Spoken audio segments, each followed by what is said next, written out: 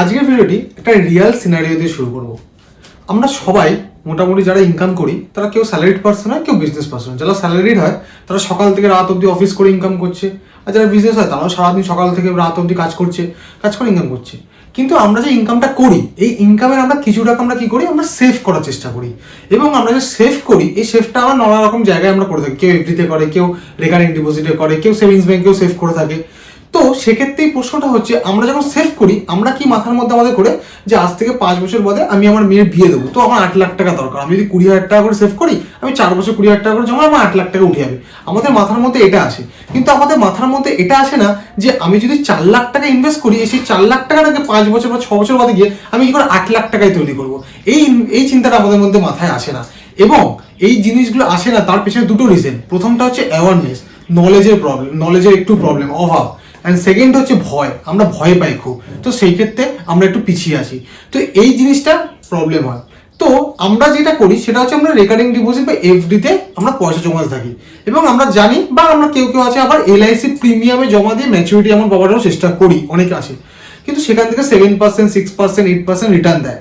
কিন্তু আমরা কি কখনো ভেবে দেখেছি যে 6%, 7% যে রিটার্ন দিচ্ছে, এটা তো আমাদের ইনফ্লেশন রেটটাকে মিট করতে পারছে না। তো আমাদের ফিউচারে এই টাকাটা ডবল হবে কি করে? আজকের টাকার যা ভ্যালু, ফিউচারের কি ভ্যালুটা তো একই হিসেবে দাঁড়াবে 7% যদি দেয়। তো সেই দিক থেকে দেখতে গেলে আমাদের মধ্যে এই পেশেন্সের অভাবটা খুব আছে। কিন্তু আমরা যখন রেকারিং ডিপোজিট করি, এফডি করি, আমরা কিন্তু নির্দ্বিধায় 5 বছর 10 বছরের জন্য করে থাকি। এলআইসি প্রিমিয়াম যদি জমা দিই 20 বছরের জন্য করে থাকি, সেক্ষেত্রে কিন্তু আমার পেশেন্সের কোনো প্রবলেম হয় না। কিন্তু যখনই শেয়ার মার্কেটের কথা চলে আসে, তখনই মাথায় কি আসে, ভাই আমি যে টাকাটা দিচ্ছি সেই টাকাটা আমার কি করে 2-5 মাসে ডবল হয়ে যাবে। This is not a gambling boss. ভাবতে হবে এটা, যে এটাও একটা জায়গায় ইনভেস্টিং, বাট এই ইনভেস্টিংটা অনেক বেশি স্মার্ট ইনভেস্টিং। এখানে অনেক বেশি ভালোভাবে টাকাটা কম্পাউন্ডিং হয়। তো সেই রুলসগুলি আমরা জানবো, যে রুলসগুলো আমরা এফডিতে ফলো করি, রেকারিং ডিপোজিটের জন্য ফলো করি। সেরকমই শেয়ার মার্কেটে ইনভেস্ট করতে গেলে কিছু রুলস আছে। সেই রুলসগুলো নিয়ে আজকে আমার আলোচনা করার বিষয়। চলো ভিডিওটা শুরু করা যাক। Welcome to my channel CMA Abhijit ধর। চ্যানেলটা অবশ্যই সাবস্ক্রাইব করো, কমেন্ট করো এবং লাইক করো। যদি ভিডিওটা ভালো লেগে থাকে বন্ধুদের সাথে শেয়ার করো, ফ্যামিলির সাথে শেয়ার করো। শেয়ার মার্কেটে ইনভেস্ট করবো, কিন্তু ইনভেস্ট আমি কোথায় করব? দেখো, তুমি যদি ইন্ডিভিজুয়াল স্টক তুলে ইনভেস্ট করতে পারো, that is well and very good. এবং তোমার যদি প্রবলেম হয় যে ইন্ডিভিজুয়াল স্টকস টাইম নিয়ে রিসার্চ করা, সেক্ষেত্রে তুমি মিউচুয়াল ফান্ডে ইনভেস্ট করতে পারো, ইটিএফ ইনভেস্ট করতে পারো, নিফটি 50-তে ইনভেস্ট করতে পারো। ইটিএফ কি, নিফটি 50 কি, সব আমার আরো যে ভিডিও আছে সেখানে ডিসক্রাইব করা আছে, তোমরা এই ভিডিওগুলো দেখো, তোমরা বুঝতে পারবে। এবার কথা হচ্ছে, আমরা কেন এখানে ইনভেস্ট করবো? বস, ইন্ডিয়া হচ্ছে গ্রোয়িং কান্ট্রি। ইন্ডিয়াতে আজ থেকে 10 বছর বাদে ইন্ডিয়ার ডিজিটালাইজেশন যেরকম হচ্ছে, ইন্ডিয়াতে ইনফ্রাস্ট্রাকচারও তৈরি হচ্ছে, ইন্ডিয়া এক্সপ্যান্ডিং, ইন্ডিয়া আরো বাড়ছে। তো এই যে বাড়ছে, তার সঙ্গে সঙ্গে জনসংখ্যাও বাড়ছে। তা তুমি একটা জিনিস ভাবো, যখন দেশে জনসংখ্যা বাড়ে তখন জিনিসপত্রের চাহিদাও বাড়ে, ডিমান্ড বাড়ে, এবং সাপ্লাই দেওয়ার জন্য নতুন নতুন কোম্পানি তৈরি হচ্ছে। যেই কোম্পানিগুলো এক্সিস্টিং আছে তারা আরো বেশি প্রোডাকশন করছে। তো অটোমেটিক্যালি কোম্পানি গ্রোথ হবে না? তো কোম্পানি যদি গ্রোথ হয়, তুমি যদি সেখানে ইনভেস্ট করো, তো অটোমেটিক্যালি তোমারও গ্রোথ হবে।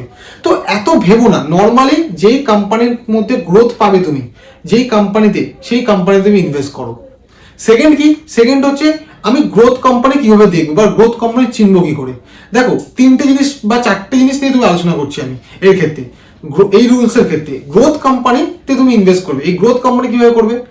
কোম্পানি তুমি কি দেখবে? সেলস দেখো, তোমার সেলস কিরকম ভাবে গ্রোথ হচ্ছে। কোম্পানির প্রফিট দেখো, প্রফিট কিরকম ভাবে গ্রোথ হচ্ছে কোম্পানিতে প্রতি বছর, প্রতি কোয়ার্টারে। এবং কোম্পানি কিভাবে ক্যাশ ফ্লো জেনারেট করে, মানে ও আলটিমেটলি যে সেল করছে, সেল করা মানে তো পয়সা আসা না, তার জন্য তোকে ক্যাশও আনতে হবে যাদেরকে বিক্রি করছে। তো ক্যাশ ফ্লো কিভাবে জেনারেট হচ্ছে, এবং কোম্পানিতে কোনো লোন আছে কিনা, ডেপ্ট আছে কিনা, এটাও খুব ইম্পর্টেন্ট।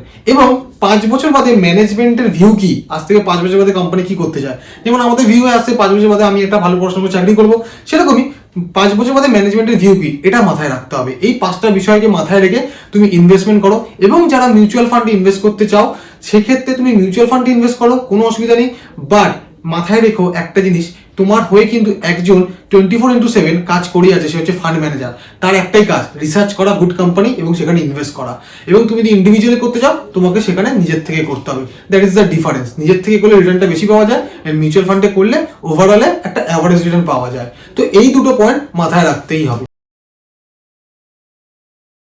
ইনভেস্টমেন্ট শুরু করার আগে সব থেকে বড় রুলস সেটা হচ্ছে build your emergency fund.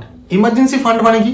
Emergency fund মানে হচ্ছে তুমি যখন ইনভেস্ট করছো, সেই ইনভেস্টের একটা টাকা তোমাকে কি করতে হবে, এমার্জেন্সি ফান্ড হিসেবে রেখে দিতে হবে। হতেই পারে ফিউচারে তোমার প্রবলেম আসতে পারে, ফিউচারে তোমার সিচুয়েশন করতে পারে, সেই সিচুয়েশনগুলোকে মোকাবিলা করার জন্য, সিচুয়েশনগুলোকে আমার ফেস করার জন্য আমাকে কি করতে হবে, এমার্জেন্সি ফান্ড তৈরি করতে হবে। আমি এই জিনিসটা বারবার বলি আমার ভিডিওতে, তোমার যা স্যালারি বা তুমি যদি বিজনেস করো যেটা ইনকাম হয়, তার মিনিমাম 5 টাইমস বা 6 টাইমস তোমাকে এমার্জেন্সি হিসেবে তোমাকে এক টাকা রাখতে হবে। এই সেম টাকাটা তুমি এফডিতে রাখো, এই সেম টাকাটা তুমি রিকারিং ডিপোজিটে রাখো, যেটা খুব তাড়াতাড়ি লিকুইডেট করা যায়, তো সেক্ষেত্রে তুমি রাখতে পারো। সেকেন্ডলি, তোমাকে এমার্জেন্সি ফান্ডটা ইউটিলাইজ করা যাবে না, ওটাকে নর্মাল যেরকমভাবে আছে সেরকমভাবে রেখে দাও। সেকেন্ড কি, বি পেশেন্ট। তোমাকে অবশ্যই পেশেন্স রাখতে হবে তোমার ইনভেস্টিং এর ওপর। তুমি যেরকম এফডি করার সময় পেশেন্স রাখো, 5 বছর 10 বছর রেখে দাও, তুমি যদি কোনো প্রিমিয়াম দাও সেক্ষেত্রে 5 বছর 10 বছর 15 বছর রেখে দাও, সেক্ষেত্রে তোমার পেশেন্স থাকে। কিন্তু শেয়ার মার্কেটও তাই বস, শেয়ার মার্কেটে তোমাকে কিন্তু পেশেন্স রাখতে হবে। তুমি যদি পেশেন্স রাখো কোনো লাভ নেই, কারণ তোমাকে রেগুলার নর্মালভাবে যেরকম ইনভেস্ট করো প্রতি মাসে সেটা করে যেতেই হবে, তাহলেই তুমি তার ফলটা পাবে। এবং লং টার্ম অ্যাপ্রোচ হতে হবে, not a short term approach. Investing is a rule, you can succeed in you future if your view will be a long term view, otherwise you can success. তোমাকে ফিউচারের দিকে ভাবতে হবে। তুমি যদি মনে করো 3 মাস বাদে গিয়ে 5 মাস বাদে গিয়ে তুমি সাকসেস পাবে, ইট ক্যান পসিবল। অনেকে আছে যারা হয় সেটা ইনভেস্ট করলো, কিছু টাকা লাভ পেলো, কিন্তু ওই যে লাভ পেয়ে গেল ওদের মধ্যে সেই ব্যাপারটা তৈরি হয়ে যায় যে আমি তো লাভ পেয়ে গেছি, দ্যাট মিনস আমি এখানে পেরে যাবো সবকিছু করতে। আলটিমেটলি 1 বছর 2 বছর বাদে গিয়ে দেখা যায় ওরাই আবার ডুবে যায়। এটা খুব ইম্পর্টেন্ট। তুমি রেগুলার ইনভেস্ট করো ভালো কোম্পানিতে, এবং তোমাকে রেগুলার ইনভেস্টের সাথে সাথে তোমাকে লং টার্ম ভিউ রাখতে হবে, এটাও ইম্পর্টেন্ট। এবং 4th পয়েন্ট হচ্ছে diversified your portfolio. Diversified your portfolio মানে হচ্ছে তুমি যে টাকাটা দিচ্ছ সেটা একটা কোম্পানিতে ইনভেস্ট করো না। তোমার ধরো তুমি 1 লাখ টাকা ইনভেস্ট করতে চাও সারা বছরে, তো 1 লাখ টাকা তোমার একটা কোম্পানিতে ইনভেস্ট করার কোনো দরকার নেই। তুমি টাকাটা ইনভেস্ট করো 5টা কোম্পানিতে, 6টা কোম্পানিতে। যদি তুমি শেয়ারে ডাইরেক্ট ইনভেস্ট করতে চাও, তাহলে কি হবে, কোনো একটা কোম্পানি পারফরমেন্স খারাপ হলে তার যদি শেয়ার প্রাইস ডাউন হয়, তার মানে এই নয় 6টা কোম্পানির পারফরমেন্স খারাপ হবে। ফলে কি হবে, সেই 6টা কোম্পানির মধ্যে কিছু কোম্পানি উপরে যাবে, কিছু কোম্পানি নিচে আসবে, আলটিমেটলি তোমার পোর্টফোলিওর ব্যালেন্স হবে। তো ডাইভার্সিফাইড ইজ ভেরি ইম্পর্টেন্ট। এবং মেন যে বহুত ইম্পর্টেন্ট সেটা হচ্ছে understand the company and invest. তুমি যেই কোম্পানি বুঝতে পারো সেই কোম্পানিতেই ইনভেস্ট করো। তুমি কোনো টিপসে ইনভেস্ট করো না, শুধুমাত্র যেই কোম্পানি তোমার বোঝার ক্ষমতা আছে, যেগুলো তুমি বুঝতে পারো, তুমি জানো এই কোম্পানিটা কি কাজ করে, তুমি ওর সাথে রিলেটেড, সেই কোম্পানিতে ইনভেস্ট করো এবং সেই কোম্পানির সাথে থাকো। এবং সেই কোম্পানিটা না অবশ্যই গ্রোথ কোম্পানি হয়, এরকম যেন না হয় যে গ্রোথটা স্ট্যাগনেন্ট হয়ে গেছে আর গ্রোথ হবে না। গ্রোথ কোম্পানি হতে হবে এবং তুমি যে কোম্পানিকে জানো সেইখানে ইনভেস্ট করো, তাহলে তুমি ওটাকে ট্র্যাক করতে পারবে, অনেক বেশি আপডেটেড থাকতে পারবে। এবং যেটা হচ্ছে আমি সবসময় বলি, মাথায় রেখো, সেটা হচ্ছে টিপসে যাবে না এবং কারোর কথা শুনবে না। নিজে যদি তোমার আইডিয়া করে ইনভেস্ট করতে পারো এবং নিজে যদি অ্যানালাইসিস করে ইনভেস্ট করতে পারো, তাহলে তুমি ডাইরেক্ট শেয়ার ইনভেস্ট করো। আর যদি তোমার এইগুলোতে না হয়, তুমি লোভে পড়ো না, কি করো, নর্মাল মিউচুয়াল ফান্ড করো, নিফটি 50 করো এবং ইন্ডেক্স ফান্ড করো, সেগুলোতেও অনেক ভালো রিটার্ন পাওয়া যায়, অবশ্যই পাওয়া যায়। তার কারণ হচ্ছে তুমি যদি লং টার্ম ভিউ রাখো। এরপরে যে পয়েন্টটা সেটা হচ্ছে রিস্ক ম্যানেজমেন্ট। অবশ্যই তুমি তোমার রিস্ক ম্যানেজমেন্ট রাখতে হবে। রিস্ক ম্যানেজমেন্ট আসলে সেই ডাইভার্সিফিকেশনের কথাই চলে আসে। ভালো করে ভাবো, তুমি যদি একটা জায়গায় টাকা ইনভেস্ট করো, তোমার লাভটা কি হবে? তুমি যদি সেরকমই 5 জায়গায় 7 জায়গায় ইনভেস্ট করো, তোমার রিস্কটা কি হচ্ছে, অনেক বেশি মিটিগেট হয়ে যায়, কমে যায়। কেন কমে যায়? তার কারণ হচ্ছে তুমি যখন ইনভেস্ট করছো 3-4 জায়গায়, সব কোম্পানি তো বাজে পারফরমেন্স করতে পারে না। আমি ধরে নিলাম ব্রিটানিয়া কোম্পানি বাজে পারফরমেন্স করবে, তার মানে এই নয় যে রিলায়েন্সও করবে, তার মানে এই নয় যে আইটিসিও করবে, তার মানে এই নয় যে ইনফোসিসও করবে। তো তোমার যদি এরকম 5-6টা পোর্টফোলিও থাকে, হতে পারে একটা কোম্পানি বাজে পারফরমেন্স করছে, 4টে কোম্পানিতে বাজে পারফরমেন্স করবে না, অটোমেটিক্যালি তুমি কি করবে, রিটার্নটাও তোমার মতো করেই পাবে। এই পয়েন্টটাও মাথায় রেখো। মার্কেট আরেকটা প্রবলেম হয়, যখন তুমি মার্কেটে অনেকদিন ধরে থাকবে, ধরো তুমি অনেকদিন ধরে তুমি কি করছো, তুমি মার্কেটকে দেখছো 1 বছর 1.5 বছর, তখন কি হয়, নিজের মধ্যে একটা বিল্ড হয়, ইমোশনাল বিল্ড হয়, যে তোমার দেখে মনে হবে এই কোম্পানির শেয়ার প্রাইসটা উপরে যাবে, আবার দেখে মনে হবে এই শেয়ার প্রাইসটা কম হবে, তো এটাকে আমি সেল করে দিই, আবার এটাকে আমি কিনে নিই। কিন্তু মাথায় রেখো, এই ইমোশনাল ডিসিশন কিন্তু শেয়ার মার্কেটের জন্য খুব খুব তোমাকে কিন্তু নেগেটিভে নিয়ে যাবে।